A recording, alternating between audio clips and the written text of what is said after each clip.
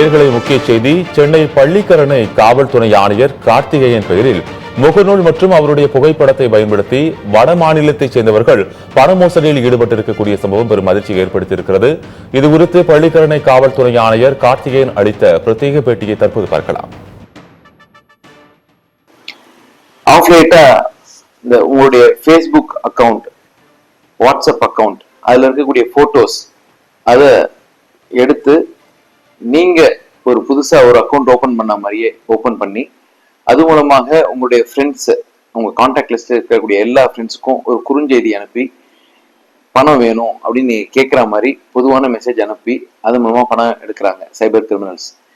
இதே மாதிரி என்னுடைய அக்கௌண்ட்டுமே இப்போ ஒரு காவல்துறை அதிகாரி தான் நாங்க இருந்த போதிலும் என்னுடைய அக்கௌண்ட்டே என்னுடைய போட்டோவை எடுத்து புதுசா ஒரு போட்டோ வச்சு அந்த போட்டோல என்னுடைய அக்கௌண்ட் நானே அக்கௌண்ட் ஓபன் பண்ண மாதிரி ஓபன் பண்ணி அது மூலமா குறுஞ்செய்தி அனுப்பி பணம் வாங்கியிருக்காங்க.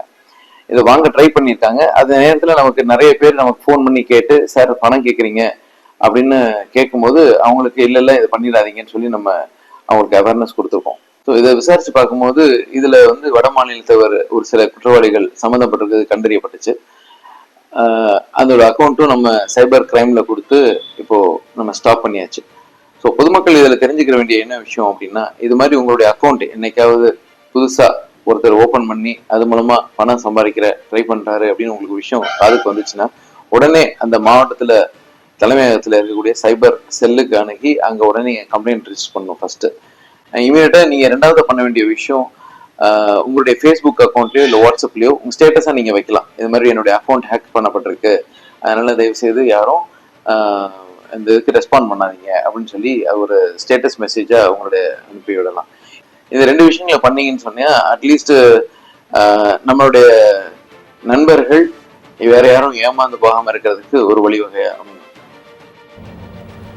நேர்களே, முக்கிய செய்தியாக பார்த்தோம். சென்னை பள்ளிக்கரணை காவல்துறை ஆணையர் கார்த்திகேயன் பெயரில் போலியான முகநூலானது தொடங்கப்பட்டு அவரது பெயரில் பணம் பறிக்க முயற்சியானது நடைபெற்றிருக்கிறது. மேலும் போலி கணக்கு உருவாக்கப்பட்டு அவருடைய நண்பர்களுக்கு பணம் தேவைப்படுவதாக கூறி பணம் அனுப்ப சொல்லி மோசடியானது அரங்கேற இருந்திருக்கிறது.